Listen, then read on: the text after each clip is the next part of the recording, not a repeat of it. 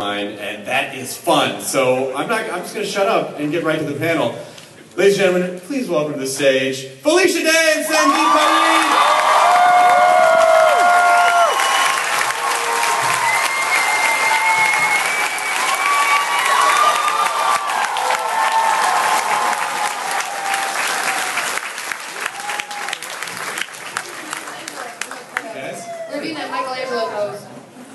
That guy loves you. You totally have a shot with him, I think. What? You could totally get in there. What next? Yes. Wow, there's a Bumblebee. What's that? That's Bumblebee. That's Bumblebee. I was going to say, and then I was like, whoa, I'm going to do something wrong, and then I'm going to be shamed. Oh, that's all kinds of awesome. I got to take a picture with you, sir. Wait. What did he say? Do you want to go for a ride, or with a ride? On a ride with me, maybe, something like that. No, that's not what he said. He's like, do you want to play with my Allspark? Come on, somebody saw that movie. Someone must have seen that movie. What? Thank you. Appreciate that. The Guild. Let's talk about the Guild for a minute. We're gonna.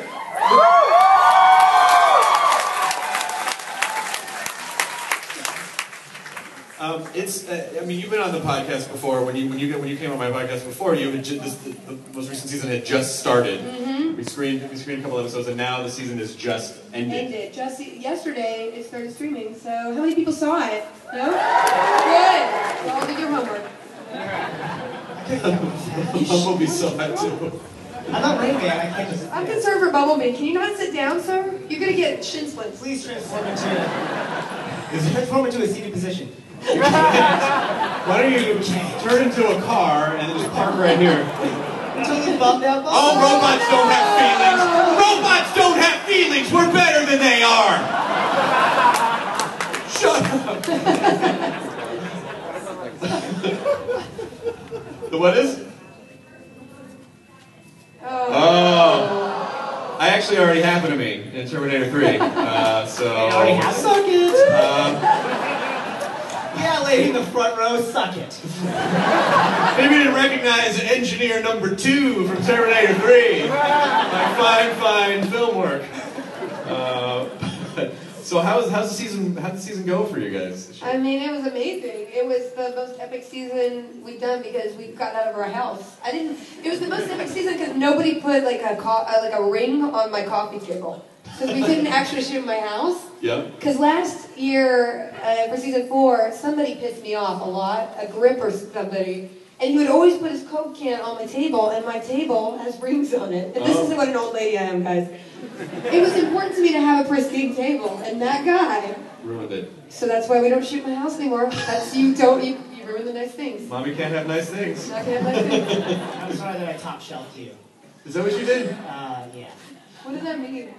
Nobody knows what a top shelfer is? I'm sure it's called a... Yeah. Why do you clue us into your street lingo? It's when you poop on the top part of the toilet. The seat? No. What? Oh, you mean the tank? The tank? Why would that be a terminology? Why would that be a thing? Forget the terminology. Because it's super fun. It is? Wait a second. That's dangerous, eh? I live on the edge. I'm sorry. Oh, but toilet?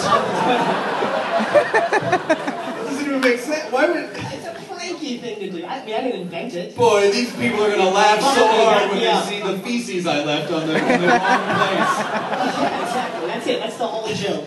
Just putting poop somewhere else. I am so confused by this. I see an arc for next season. Who top shelf Codex? Come on, guys.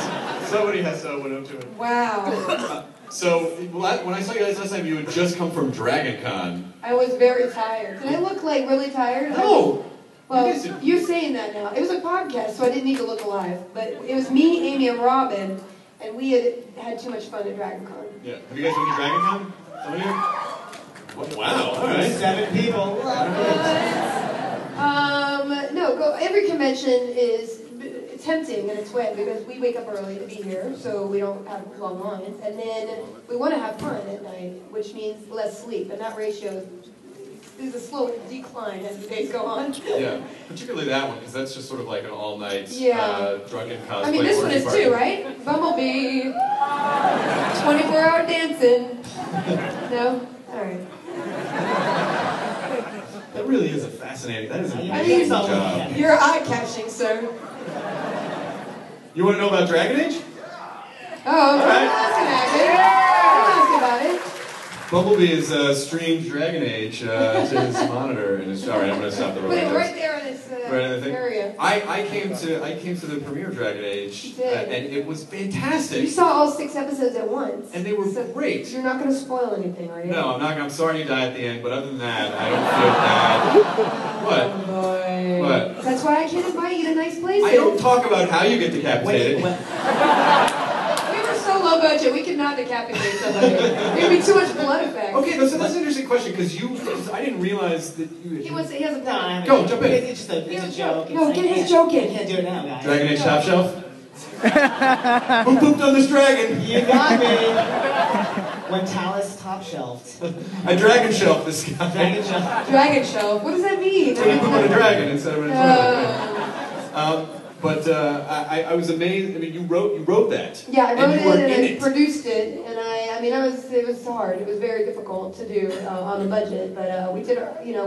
We just pulled out all stops. I was on the phone constantly, like, hey, come work for free for me. But as a writer, how does that affect? I mean, obviously, does that sort of inform? Are there things you obviously couldn't do? Well, that was a good learning process because, like, the script, if you read it, it reads like $5 million. Everybody read it was like, well, we can't make this. Which version of this would you like to make? Because I wrote like, there were demons coming out of a, there's incredible CGI like everywhere. I was in, a castle at one point. I was like, well, it's Malibu. Yeah. We have no castle. So I had to rewrite a lot to be able to scale it for the web series.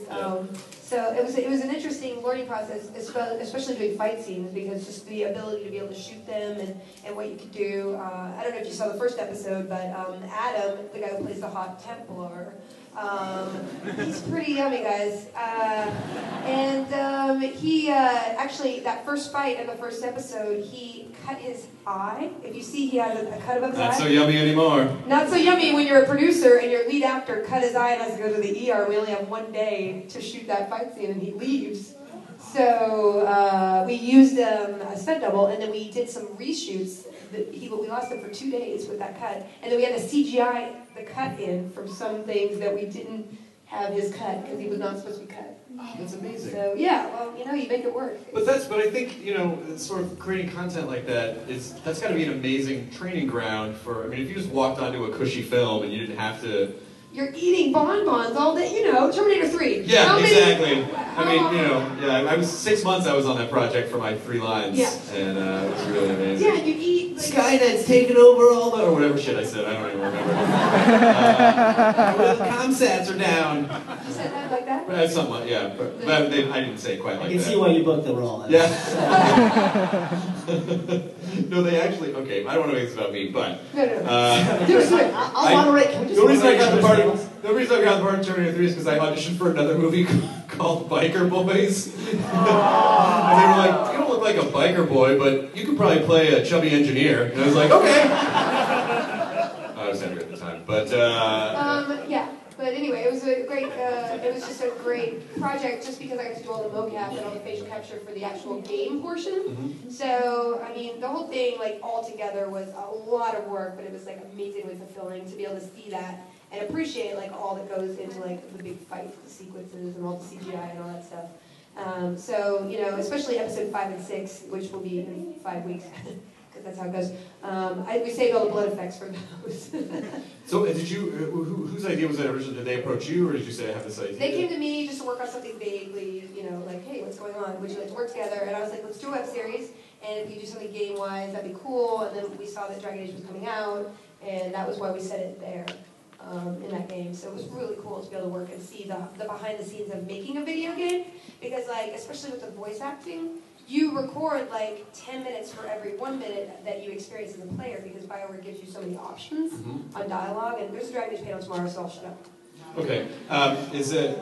Oh no. But anyway, so that's the thing that I appreciate about making video games, is that they write like 10 times the dialogue that you ever actually see. unless you play it through like several times. Was there any part of you that wanted to like throw some of the folks from the guild just kind of in the background to create an aura of like, maybe this is a campaign they're on in the guild and like try to connect those two? It was tempting. Like our director, Peter Winther, who knows Jeff Lewis, who plays Bork, wanted him to be one of those guys in the ship's hold in that first episode that was out. And I was like, no. I mean, he'd be funny, but no. Yeah, we don't want to be too cross-culture-y. How's it been for you this season so far? Well, not getting that Dragon Age role was kind of... Oh, I know. Did you make your audition? But we'll talk about the Dragon Age role. Oh, I don't think you're going to be on that. What? No. You're in the audience. I didn't get that either? No. No. Pretty. My hand smells like cheese. Yeah. Cheese is delicious. What was the question? How am I? How is it going? Sandeep, I knew you from before the Guild. Sandeep used to book these really great comedy shows in Los Angeles. And then all of a sudden, it's like you pop up everywhere on the Guild. It was really cool. How did you get involved with this show originally? Felicia and I did improv together at the Empty Stage, which is a theater that doesn't exist anymore. And Jeff Lewis as well. The three of us all did improv in a troupe, the Being Humans, which also doesn't exist anymore. We're old. Yeah, we're old. Back in the 40s. And so... You gotta do your 40s work. Back in the 40s. Hey there, fella. Hey there, you got a nice set of gabs there. Yeah, welcome. We should make a 40s, just do this. Yeah. The rest of the thing in the 40s. All right. So, what was it like working with these palookas here? Hey. Let me tell you something. Yeah, so we did improv together. I'm not going to do it. Should I stop? Okay. And then we wrote each other roles in each other's shows. So I do a show called The Legend of Neil, which you all saw.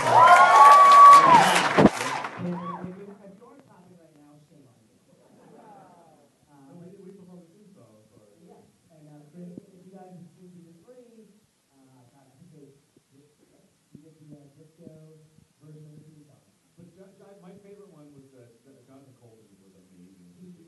They had a bunch of different people cover the theme song, like Fallen Storm and Dragon Boy Slade.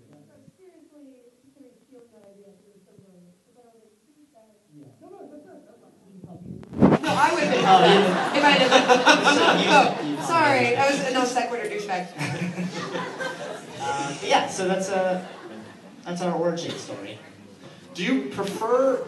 I mean, because you obviously both work on television as well, and I know with TV, like the budgets are better than what you can get for web. But I feel like you just have so much more freedom, with stuff that you. I think there's nothing more satisfying than seeing your creation in front of an audience and people appreciating it. I mean, I've done Community and Californication now on TV, like all. Did you have to have sex with David Duchovny? Because that's. But they weren't even filming. What? That's so weird. I see a camera here. Shut up and look at my hair. Backstory. He sent his iPhone out. Guys, there's a backstory. Yeah. Wait, we shouldn't talk about that? Hey, I had sex with David Duchovny. Should I do the 40s voice so that's okay? A top shelf Duchovny. Top shelf Duchovny. Laid a steamer on his can.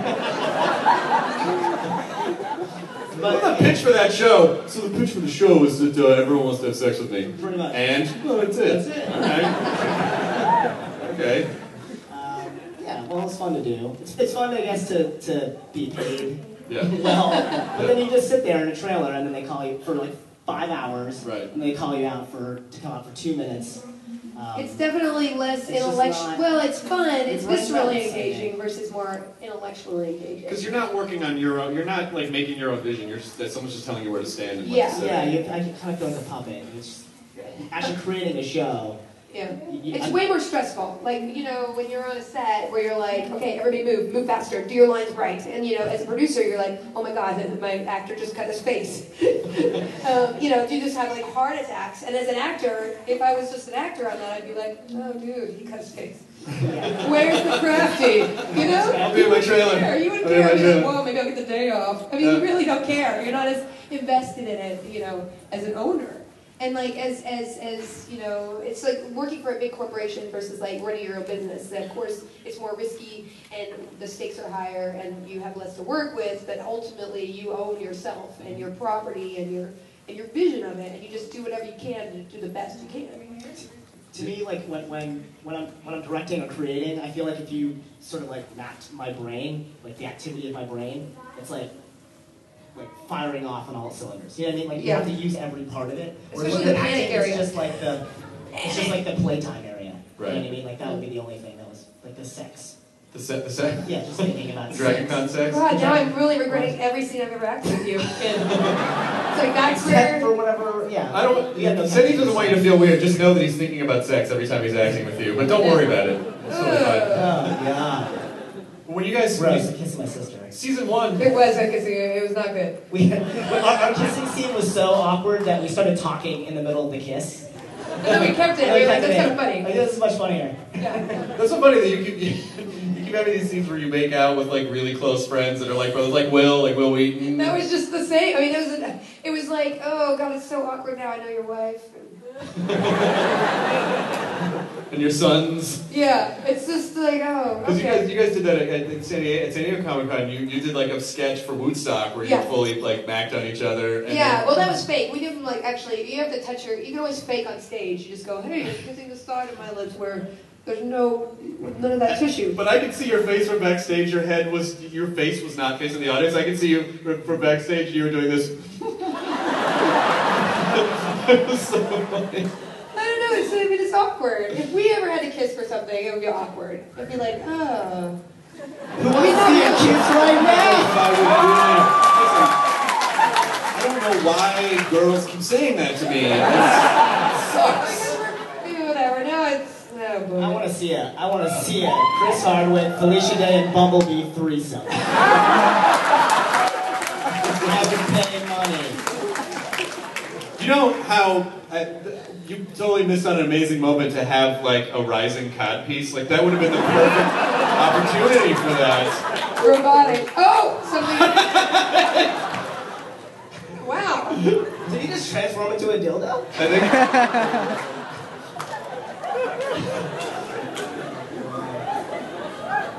Oh, the guy's trying to see. Oh, codpiece. Totally awesome. So when you guys are shooting season 1 of The Guild, were there jokes like, hey, can't wait till we're talking about season 5 at a panel? Did you have any idea that the show would continue? No. I mean, you just do one step at a time. Like when you have so much in the meantime to concentrate on, you can't think long term. You just kind of like go by instinct. Like, okay, this needs to get done. Okay, we have to do all the DVD stuff, which is a lot of work. We have to do this. We have to do this. We have to do this, and it's just like step by step by step. Oh, okay, they picked this up. I have to think of a story. You know, yeah. It's all very like immediate because there's always so much to do, and we don't have staff. We don't even have an office, so we're still just handling a lot ourselves, which we're trying to learn how to do better. Or delegate. Bumblebee. It's adorable. Brought your own microphone. It's part of every panel. He's hooked up to the AV system. You can't deny him. He's like 6.5, 7 feet tall. It's happening. He's got a microphone. Yeah. But are you doing any panels here at Comic-Con, probably? Oh, nice. That'd be awesome if there was a Transformers panel with Michael Bay, and then you were just in the back like, bullshit! You owe me money! Just got a horn that plays.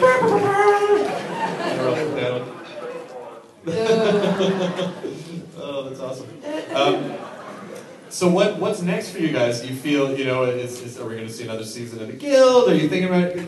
You do I can tell you from experience that I know that for The Guild particularly, is like, I know it's a group effort, but you shoulder pretty much everything. That's a lot. Kim, my producer as well, does a lot of logistical stuff, especially, but yeah, it's a lot to do, and I'm trying to learn how to kind of sort of delegate that, or just so I can have more time to make other things. It was a tough year just doing Dragon Age full-time, and then doing Eureka full-time, which was awesome, and then also doing Video full-time, and then everything else full-time. It was a very tough year. I definitely learned, the limits of what a lady can do. How long does it take to shoot a season of The Guild? The Guild is ongoing all year, so just because there's not episodes out doesn't mean we're not always, manning Twitter and interacting with everybody, and also, writing. Like, if we wouldn't know if we got picked up for another couple months or something. And then if they do pick us up, I write a couple months, 2 to 3 months, and then we go into production, and then we shoot, in May, and then we edit in June and July, and then we do Comic-Con, and we do all the other conventions at the same time as editing, and then it keeps rolling out, we're editing as we go along, then we have to make the DVD, which requires a whole other, it's super easy. Yeah. Do it in the morning for an hour, like a workout. No, so it's all consuming. It's amazing. The show really is a cultural phenomenon with it. Especially so few things I think speak authentically to our group of people, and I think that's why it resonates so well. But just to see wow, Neil Gaiman wanted to do a guest appearance. That blew my mind, man. And he was good. Yeah, he was good. He improv. He did some rewrites, and I was like, please rewrite. And he is so funny. For a writer, usually writers aren't as comfortable on screen. You can talk to them. Yeah, he totally rolled with every part. We improvised, and I threw some random stuff at him, and he completely rolled with it, every time.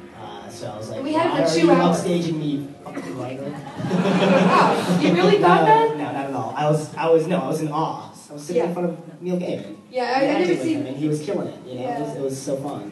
How much improv is there on the show? Not a lot. I'd say we always give you your script because the script is often great, and then when we have time on set, we get to play a little bit, and then some of those lines make it in and some don't. So I'd probably I don't know. I would definitely say Sandeep definitely adds in the most improv because he's always coming up with something off the cuff that's because I can't memorize lines. Right there, that was an example of something you would do on the show right there. Yeah, it was actually that was written. Oh shit! I did. The script. You didn't quite see it right. What are there some things that didn't make it in this season that you were like, oh, I really wanted to put this in, but it just didn't work with the There's story? a line he wouldn't say that I still am like, why? I forgot. That wasn't on purpose. You were like, this is not okay. So when Zabu in episode 2, where Zabu is looking at the program, and he's like, oh my gosh, look at all the stuff we can do. And the line that I wrote was, it's like gifted school. It's like gifted school weekends gone wild. And he was like, this isn't funny. And I was like, it's moderately. It wasn't funny. It was just it was even longer than that. It was longer. longer. I find a way to shorten it. Because I went to gifted school on weekends, and that's why I wanted to put it in. Nobody else got it. And did you guys go wild at gifted school? No, I did. I was head of the newspaper. It wasn't a good line. See, nobody gets it. Yeah, I agree.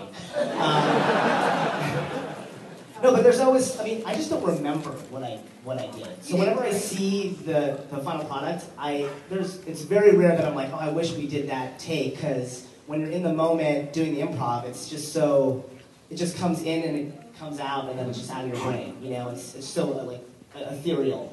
You know what I mean? Yeah. When you do improv on stage, it's hard to remember the show afterwards. It's just you're just like a vessel for Zabu, and you don't even know when he's Yeah, gonna pop up. Are we talking to him now? Are we talking to him later? You need a bottle. Have you been at any sort of function or event where someone came up to you and they're like, I really love the Guild, and you're like, holy crap, I can't believe that so-and-so watches our show. Wait, what? Raymond's people? Yeah, like people that just Yeah, people I was at the Streaming Awards, and Phil Lamar from Mad TV, I walked by him, and he was like, and I was like, oh, I think he's funny, I want to say hi to him. But then I was too scared, and then he stopped me and was like, hey man, I love the Guild. I was like, you're pretty. I was like, oh, that's so cool. That, I don't know, I just think he's a really funny dude, and since then we've become friends, and he's improv with our group. And, yeah. A lot of the cameos this season were people I met at conventions like Kevin Sorbo and Rick Fox, who are down there next to us. And I was like, hey, what's up? And they were, I've worked with Kevin, of course, but the fact that he had actually watched my show surprised me, because, I just, I'm like, I guess maybe somebody will watch it, but I just send them a million emails and maybe they'll block me, but I don't know.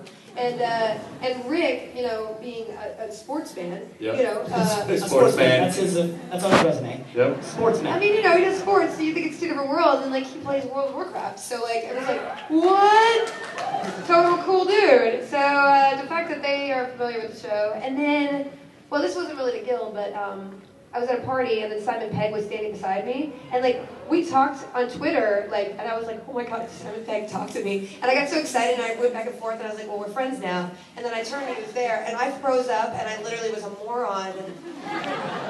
I was a moron, guys. I mean, I was like... Just tell him he's pretty. That's what I did. Yeah, I should have done that. And it was so embarrassing. Then you think in your mind, oh, that wasn't that embarrassing. And then I left without saying goodbye. And then he tweeted me later. He's like, so you left without saying goodbye because you were embarrassed, right? And I was like, he got me. True story. That's adorable. It was not adorable. It was mortifying. I'm having hot splashes because I'm thinking of it. I want to open the floor up to questions so we make sure, because I feel like a lot of times in these panels they only give you like 10 minutes to ask questions, and it's not enough time. So if you have questions, you can certainly line up. Where'd you get your Welcome watch? to Bumblebee and speak My into your Casio, watch. my Casio watch? Is this vintage? Yeah, this is vintage. I got my Casio calculator watch. It's from 1985. This was a bad design though, because it looks cool because it's all flush, but you need like either tiny meerkat hands to poke the things or a stylus. It holds like 10 phone numbers. Really? Oh yeah. You can't get in there. You need to get a stylist out I know. there. Hey ladies, what's your number? Hey guys, let me that to a lady? No, I've never done that to a lady. I don't know how to handle girls. I don't. They all say I'm awkward to make out with. So let's. Actually, you were very surprised. It'd be fine. It'd be fine. It might be okay. It might be okay. It might be like a C+. C plus. B. Thank you. You got me in the 80th percentile. What is your name, sir? Kevin, Felicia, first, Hook'em. Did you buy that button-down UT color shirt specifically for today? No, I didn't even realize how burnt the orange was when I got it, but I do wear it to Texas Exit. Subliminal Texan brainwashing. Are you a sportsman? I'm wearing orange too, guy. I just realized that. We're never going to get to your question. Tell us about your pants.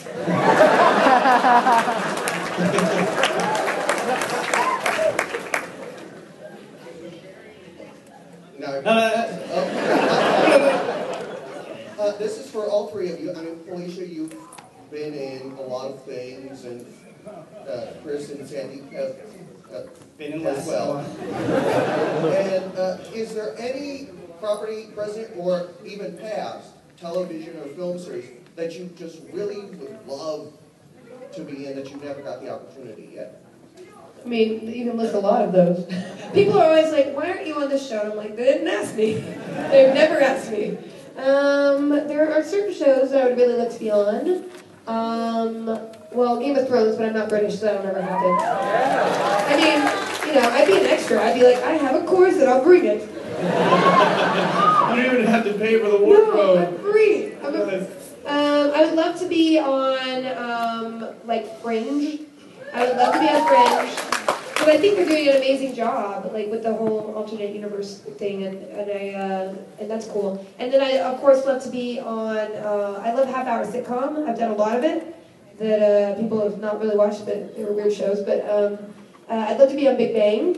But, I mean, I can't force anything to happen, but I would love to do that. I'd really love to be on According to Jim. And I just listed like some weirdness. Cancel shit. Yeah. Oh, I want to be a Real Housewife or something. Oh. I'm gonna change my name spelling with a K, Chris, so I can be a Kardashian because they seem awesome. Awesome. Awesome. I want to be on Lakers. Like, I want to be on Sportsman show. You want to be on Sportsman? I'd like to be on Project Runway as a judge. A judge. I wouldn't be that high, but I would love that. And I dress like this, and they'd look at me like Nina would be like. Hey, you know something? You just need to make it work, Felicia. You just need to make it work. You need to make it work. I'm Tim Gunn. I'm Steve Martin's gay cousin. Doesn't he look like Steve Martin's gay cousin? I love Tim Gunn so much. He's the best. He's the best. He'll never be your friend then. He's never Thanks going for to be the my question. friend. I'd love to be on Walking Dead, to answer your question. You would be really good on that show. Well, Scott Ian got to be on because they made him, or he was on the prequel, the prequel shorts, I think. They made him up like a zombie. But they're just like, that's just dead Scott Ian. Like, he can't not look like Scott Ian. But you have a Walking Dead, let's pull your show. Oh, we don't have to, yes, I'm doing an after show for Walking Dead. He's doing an after show that's going to be on after Walking Dead on this AMC. next season. Yeah, so yeah, that's really cool. So I'm doing that. You're Watch watching it. So it'll be weird, yeah. Not about me, but I accept your applause. Yes, sir, and the adorable, is that a Dave Perillo Dr. Horrible shirt? Oh, I really love that. I have that on my wall because I met the dude. True story. This is how awful I am. The guy is very talented. He did a Firefly one last year, and they did a Dr. Horrible one this year. And I met him at a fundraiser for Equality Now, Joss's charity. And I was like, he showed me the print. I was like, can I have one? And he gave me one. That's awesome. True story. I'm shameless. We're going to talk about your clothes until you're Shut up. What are you wearing? What are you wearing? Your pants. Felicia, hi. Question actually about the show. And are you planning on doing any more with Mr. Whedon? I mean, were he to ever call me, I would always be available. He's really, made my career in every sense of the world, and he's my hero, so I would do anything for him. And shut up. Why'd you have to go there? I won't do that! Why'd you have to make something really nice, really, I knew it. Dirty. I mean, maybe he wants you to kill someone for him. I mean, I do have dagger training. I have dagger training now. No, I don't know. I know the plans were on. They're very excited about maybe doing a follow-up. He even announced something at Comic-Con. I mean, I assume that the Avengers, having done about 120 effect shots for Dragon Age, he probably has 5,020,000 effect shots for that movie he's doing, that little one, the Yeah, the little Avengers. Avengers. So I assume he's probably busy, but I'm sure that it's on their radar for something to do. I can't speak for them; it's not my project. You should just announce it anyway, just see if it happens. You know, guys, we're doing more Dr. Horrible, 50 episodes. Well, for his line there, like we're like a year and a half after, like every blog would be, I would say anything innocuous in a panel. Like, I'm sure they attended, and be like, Felicia Day announces Dr. Horrible. To the point where I was like, well, just don't. I would literally preface any question about Dr. Horrible, like, please don't blog this. And here's the answer to your question. Well, the Avengers 2 crossover with Dr. Horrible. Oh, that'd be so amazing. Yeah. That's really A musical Avengers? That would be incredible. Don't blog that. Alright, yes, sir. My name's Ian. Felicia, you're amazing. Thank you, Ian. I am really interested in seeing more cross-medium entertainment, like what you're doing with Dragon Age. Do you Thank you. see yourself doing more of that in the future? Or does anyone in the panel see themselves being involved in maybe a Star Wars crossover in that manner, or any of the I other? mean, that's a good idea. Let's talk about your We are all writing and starring in the next 3 Star Wars films. blog that. But I probably shouldn't say that. I mean, yeah. I think it's very cool to, that's why I did the Dragon Age. I knew it was going to be really tough to do, but just the idea that a company like BioWare would be open to doing a project like that, where you really cross mediums in a way. I mean, people use this word transmedia a lot, and it's like kind of a douchey word, because it's used by people who don't really organically think about it like from a creator point of view, so it was overused. And now I think there are some projects that are truly like crossing over mediums in a way, like, for instance, the Dragon Age thing, you don't have to watch the web series to play the DLC, and vice versa, and to understand, because they're made to be standalone, but then the character is consistent, and you learn more about the character. And I think in this world where everything's one click, a video is the same as a blog entry, because you're going to spend maybe the same time reading it as a piece of video. So our basically it's how we spend our time on what medium that counts, and because of that kind of evolution, I think there's going to be more of that, people taking characters or storylines and just kind of crossing them over in a really organic way. It does take a lot of coordination. I mean, I started writing Dragon Age last June, and they started the DLC, you know, they had the intention of doing it after Dragon Age 2 came out in March, so it was kind of hard to coordinate everything, and I think we did a really good job given the immensity of the tasks. But, you know, it does require a lot more personnel to sort of manage properly, but I think people are definitely going to be doing more of that stuff in the future. I think it's important, and I think besides just like cross-platform, which sounds very linear to me, it's almost the sort of 3-dimensional ecosystem that you create with, like, you know, with content that complements each other a little for television and for web and for podcast or blog or whatever. So I'm fascinated by watching all of this sort of blossom. The entertainment industry doesn't really know how to wrap their brains around it yet. No, but it's just what you got to think about the viewer. You know, like what do they want? And like for Dragon Age, we're doing like a little podcast. The composer piece does a blog and puts his music up, so you see why he did a theme here. And we have Greg Aronowitz, our production designer, who's doing talking about the makeup. So like if you wanted to experience the behind the scenes of it, we're definitely offering a full dimension of storytelling, which is either cool or you can just watch the video or play the game. So But I think why it's successful for your projects is it's not just thinking about what the viewer wants. You think about what you want, what you would want if this was a show that you were into. It really helps that you're in the demographic of your work, which I think is really important. We all are. We all. I mean, you do the same thing. Like everything we do, we try to just think like, hey, would I like? Is that going to be lame or cool? Yeah. I mean, basically. Yeah. Hopefully. What is your question? I have a question. And first of all, I love you guys. You're all awesome. More to the point. But you're all assholes. More to the point. But you suck. No, I'm kidding. But it's awesome. Was putting Sandeep in the fairy costume this season total payback for Legend of Neil? I mean, he looks pretty in crushed orange velvet. What can I say? He's a pretty man. Thank you. It felt like justice. It felt like ironic justice. No, I just wanted you to be I wanted you to be really funny and stand out amongst the crowd. And I was just thinking, what would Zabu be funny in? And like that, and true story, when in the first draft of the script of the first season 1 script, his character name was Puck. So I did that as like a little inside Easter egg to myself, which is like, come on. How inside can you get? You're watching your own show being like, sweet Easter egg. Hey, did you see that Easter egg? No. I did. That's awesome. Are there a lot of those? Are there a lot of those that people haven't discovered yet? That you're like, someone's gonna. Oh yeah, we do. We do tons of that. Give away one. Give away another one. Gosh, this season there was some. I mean, oh yes, there's a Sir. If you look at episode 3 of season 5, there's a Sir Loop-a-Lot booth, and Sir Loop-a-Lot was a funny thing that I came up with in season 3, episode 10. That it's the game that Zabu is playing before they go and take on the rival guild. It's like a kiddie game that I'm playing. I'm obsessed with because I'm super sad. Yeah. So basically, that's the game, and nobody online has caught this yet. But it's a Sir Loop-a-Lot booth, and we designed the Sir Loop-a-Lot logo. There's a hat, right? Yeah, there's 2 hats. The Sir Loop-a-Lot penis hat. The mushroom hat. So that's another. It's an Easter egg that's so inside. I don't think anybody on the internet got it, except maybe Kenny or Donnie. Next question. Hi, I'm like freaking out a little bit right now.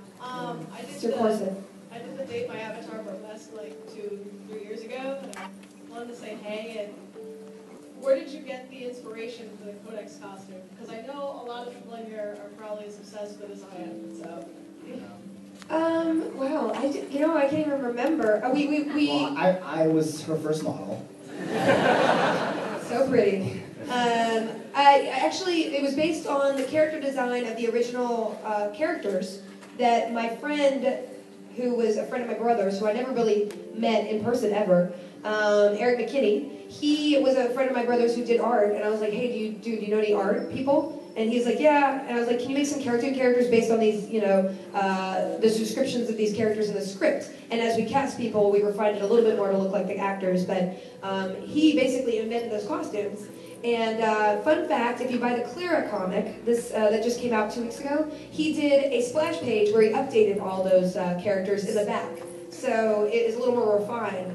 And he's the original artist of the guild, and he did it for me, and it was just kind of a nice little Easter egg. Another one. Another Easter egg. It's all inside. What's your name, sir? Hi, I'm Bane. Hi. I just want to say, Chris, Felicia, Sandy, you're pretty.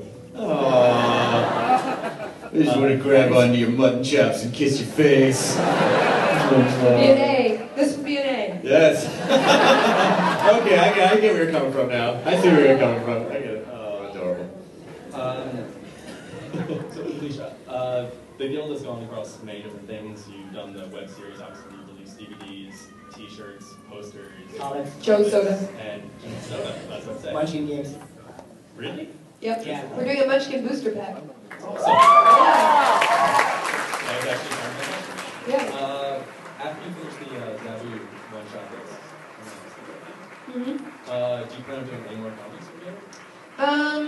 I would love to.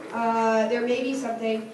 It's kind of hard for me because if you know the continuity of the comic through the 8 issues of the comic, it's continuous into the first episode of the first season of the web series. So like the whole complete story is kind of told from issue 1 of the comic to now. So like I have to figure out the timeline that I can, like I said about the transmedia thing, it's very hard to plan when you're working with so many different people. So for me to do a comic and then somehow make the timeline fit for the web series, which has a very shorter lead time for production, but then comics take a while to do. So it would have to be like ninja's planning skills in order to be able to fit an arc in and be able to not stomp on the story of the web series. So as soon as I figure that out, after I play Skyrim, we're on. You guys want a sneak peek at the Zabu comic? Yes. Here it is! Well, that's some First 6 astonishing pages. details. I'm glad that's what you were doing, because I just saw you over on your phone like, is he on Twitter? What's he doing? You're on a panel. He's like lost out. So I'm just hanging on a panel at... No, but I'm gonna talk now. Because we wrote the comic together.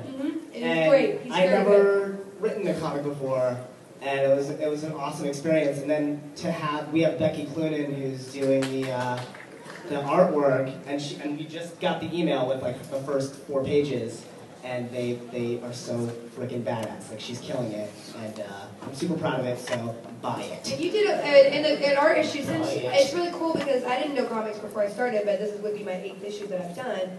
And, you know, I'm always like, okay, we have no space. And then Sandeep has this crazy imagination.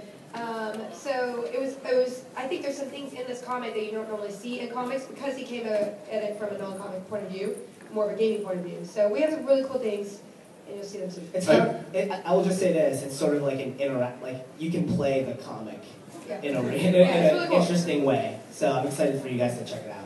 So you're going to start an imprint called Top Shelf Comics? Yes. That'll be Me and your... you, Chris. Let's do this. Thank you. Thank you. His hand's so warm. Thanks, man. What's your name, sir? Hi, I'm Jim. Hi, Jim. Felicia, first I want to say I admire you a lot because I studied screenwriting. I went to school for it, so I kind of know the joy and sorrow of trying to get your story on the page. Thank you. I mean, sometimes you sit there and you love it, and other times you kind of want to throw it out the door. But one of the things I noticed over the course of the Guild, and of course any great story would have characters that grow and change. One of the biggest changes that I've loved in the Guild is with Zabu, who went from being a very lovesick character to, in the latest season, spoiler alert, guys, but you know, he's basically said, I'm your friend and I want to be your friend, and he grew to that level. When you're working out character arcs, how do you, like, what kind of inspiration do you pull from that? What are you thinking, like, when you were going for Zabu and how Codex grows and stuff like that? You know, I always want to make my characters interesting, and web series, unlike television series, I feel like you need to have that kind of movement. So it's more like movie sequels versus TV, where you kind of keep your characters the same and you put them in different scenarios. You know, we don't have really the budget to build sets or anything, so it is all dependent on what happens to the character to carry that story through. To me, you know, it's more about the characters, which, you know, given the great actors that I have to work with, it's so much fun to write for. And, you know, I guess, you know, every season I just treat as an entity, and then I build off where that left off. And for the last season, you know, for Zabu and Codex, I wanted to resolve something, or at least seemingly resolve something between them, because that's the opposite of probably what Hollywood would do. Because to me, the web series is a place where you could tell something that probably wouldn't happen in an actual TV show. Like, let's do something different. So, and I think the idea that the growth of these characters has happened. I think the most important arc has been, in the season 1, we didn't have friends. We didn't know each other in real life, and we were kind of very insecure, or like too much in a lot of ways. He was overzealous, I was too inhibited. And I think the big story overall arc is that everybody's kind of more confident in themselves because they have friends. And I think that's just kind of, you know, they found a family online and they formed a real family in person. And like that arc has made them better people in a way, or at least happier with themselves, I think. And I guess that would be the overall message and arc that I tried to put in the show. That was a really good answer. That was great. That was a really I good... was an A. That was an A. That was an A answer. I would make out with that answer. You would? I'll say this to make this answer worse. But being able to play those, I mean, every season you surprise me, like with the Zabor. Every time I think it's going to go to this place that's sort of the obvious place to go, you know, like, oh, they're going to be together, or she's going to reject him, or you seem to find a way to make it completely honest to the characters, and then surprising, you know. And so I think that it's sort of brave to go to a, you know, with our relationship, to go to a place that's like, hey, you know what, they're just going to end up being friends, and he's going to make the call. It's almost the opposite of what you would think. It's You just think opposite it'd of be what the you girl. think, and you know, the writing makes it work. And also, there's just no way we're going to end up together. We just don't like each other that much. No, In real well, life, no. I so, mean, no. we would have to have like more kissing. Maybe. Newsflash, you can have sex without kissing. What? Yeah. He's a C+ kisser, but an A+ sexer. Yeah, the kissing is awkward, but the sex is okay for some weird reason. It's not weird. What is it? What's your name? My name's Christy. Hi. Hi. I appreciate all your guys' work, and I'm so excited you guys came here to New York. And Felicia, I have to say, you're an inspiration to most gamer, nerdy girls. You know, we love you. We found out about it playing World of Warcraft when the series came out. We're so excited about the guild. Also, I have a Legend of Neil question. Are you guys gonna do more, or the Mario and Luigi series? That's awesome. I would love to see that. Spoiler alert. Yeah. I mean, you know, there's never, I can never just say, like, no, we'll never do it again, but for right now, we concluded this series in a way that I'm really, really happy about.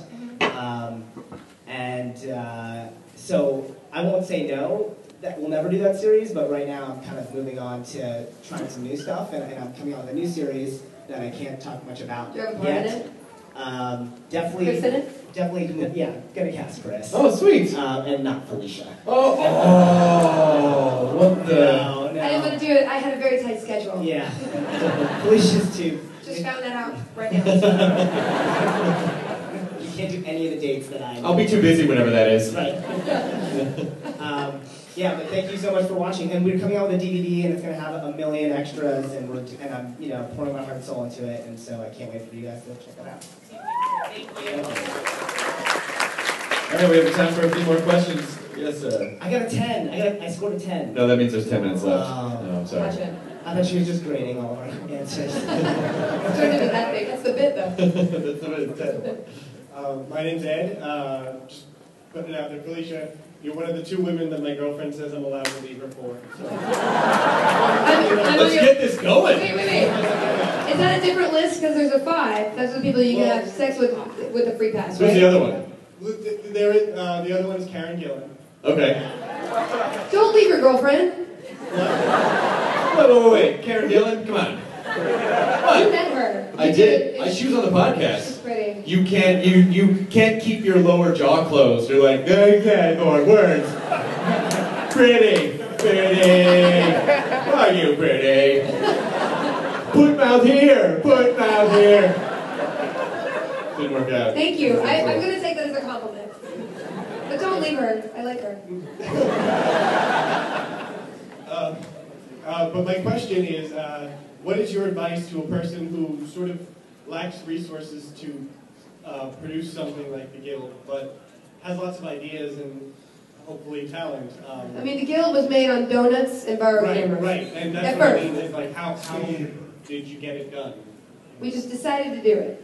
And I know that makes sense, and it's like a Nike ad, but honestly, there's nothing more terrifying than deciding to take these words and try to make a film, because I didn't do anything. I mean, I never even made a whole movie.